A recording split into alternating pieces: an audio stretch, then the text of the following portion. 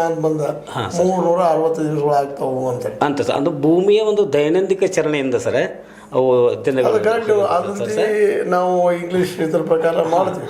But ನಮ್ಮ ಇದ್ರ ಪ್ರಕಾರ ಪ್ರತಿ 15 ದಿವಸಕ್ಕೊಂದು ಹುಣಿವ್ರಿ, ಪ್ರತಿ 15 ದಿವಸಕ್ಕೊಂದು ಅಮಾವಾಸ್ಯೆ ರೀ, ಒಟ್ಟಾರೆ 12 ತಿಂಗಳು ರೀ. ಅದರ ಪ್ರಕಾರವಾಗಿ ಸರ ಈ ನಮ್ಮ ನಕ್ಷತ್ರಗಳು ಬರ್ತಾವೆ ಸರ್, ಅಶ್ವಿನಿ, ಭರಣಿ, ಕೃತಿಕಾ ನಕ್ಷತ್ರ. ಅವೇನು ಅವು ನಕ್ಷತ್ರಗಳಿಗೆ ಅನುಗುಣವಾಗಿ ಮಳೆ ಬೆಳೆ ಬರ್ತಾವೆ ಸರ್. ಆ ಮಳೆ ಬೆಳೆಗೆ ಅನುಗುಣವಾಗಿ ರೈತ ತನ್ನ ಭೂಮಿಯನ್ನು ಹದ ಮಾಡಿಕೊಂಡಿರ್ತಾನೆ. ಇವೆಲ್ಲ ಮೂಲತಃ ಒಂದು ತಮ್ಮ ಅನುಭವದ ಮೇಲೆ, ರೈತ ತನ್ನ ಬದುಕಿನ ಅನುಭವದ ಮೇಲೆ ಮಾಡಿಕೊಂಡದ್ದು ಸರ್, ಮಾಡಿಕೊಂಡದ್ರಿ. ಮತ್ತು ಯಾವ ಒಂದು ಇದ್ರಾಗ ಬರ್ತದೆ ಮಳೆ ರೀ, ಆವಾಗ ಯಾವ ಬಿತ್ತನೆ ಮಾಡಬೇಕು, ಯಾವಾಗ ಕಳೆ ತೆಗಿಬೇಕು, ಒಂದು ಯಾವಾಗ ಅದನ್ನ ರಸಿ ಮಾಡ್ಕೋಬೇಕು, ಹಿಂಗೆಲ್ಲ ರೀ ನಮ್ಮ ಹಿರಿಯರು ಸರ್ ರೈತಾಪಿ ಜನರು ಮೊದಲಿಂದ ಒಂದು ಸಂಪ್ರದಾಯನ ಹಾಕ್ಕೊಂಡು ಬಂದಾರೆ ಸರ್.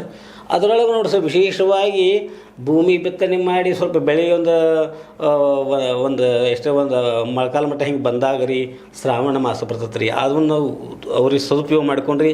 ಶ್ರಾವಣ ಮಾಸದಾಗ ಏನು ದಗದ ಭಾಳ ಇರಂಗಿಲ್ಲ ತಿಳ್ಕೊಂಡು ಮಳೆ ಚಿಟಿ ಹತ್ತಿದಾಗ ರೀ ಶ್ರವಣಕ್ಕೆ ಯೋಗ್ಯತೆ ಶ್ರಾವಣ ಮಾಸ ಶ್ರವಣ ಮಾಡ್ತಾರೆ ರೀ.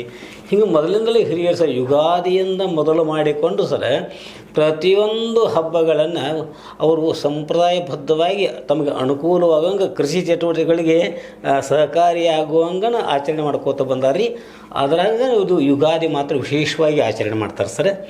ಇಲ್ಲಿ ಯುಗಾದಿ ಒಳಗರೆ ಎಂಥ ಸಂಭ್ರಮ ಅಂತ ಸರ್, ಗಂಡು ಮಕ್ಕಳಾಗಲಿ ಹೆಣ್ಣು ಮಕ್ಕಳಾಗಲಿ ಅಥವಾ ತವರಿಯಿಂದ ಹೊರಗಡೆ ಹೋಗುವಂಥ ಹೆಣ್ಣುಮಕ್ಕಳನ್ನ ಕರೆಸೋದಾಗಲಿ, ಅವ್ರಿಗೆ ಉಡಿ ತುಂಬುವುದಾಗಲಿ, ಒಂದು ದೇವ ಕಾರ್ಯಗಳನ್ನು ಮಾಡುವುದಾಗಲಿ, ಜೊತೆಗೆ ಸರ್ ಯುಗಾದಿ ಆದ ನಂತರ ಮದುವೆ ಸಂಭ್ರಮಗಳು ಸಹ ಜೊತೆಗತ್ತೆ ರೀ.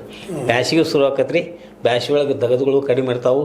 ಹೀಗಾಗಿ ಯುಗಾದಿ ಒಂದು ಪ್ರತಿಪಾದ ಒಂದು ಪಾಡ್ಯವನ್ನು ಮೊದಲು ಮಾಡಿಕೊಂಡ್ರಿ ವಿಶೇಷ ಜಾತ್ರೆ, ಉತ್ಸವಗಳು, ಮದುವೆ, ಮುಂಜುವೆ ಇಂಥವೆಲ್ಲ ಪ್ರಾರಂಭನೂ ಆಗ್ತಾವೆ ರೀ. ಹೀಗಾಗಿ ಯುಗಾದಿಗೆ ವಿಶೇಷವಾದಂಥ ಒಂದು ಪ್ರಾಶಸ್ತ್ಯವನ್ನು ನಮ್ಮ ಹಿರಿಯರು ಕೊಟ್ಟಿದ್ದಾರೆ ಸರ್.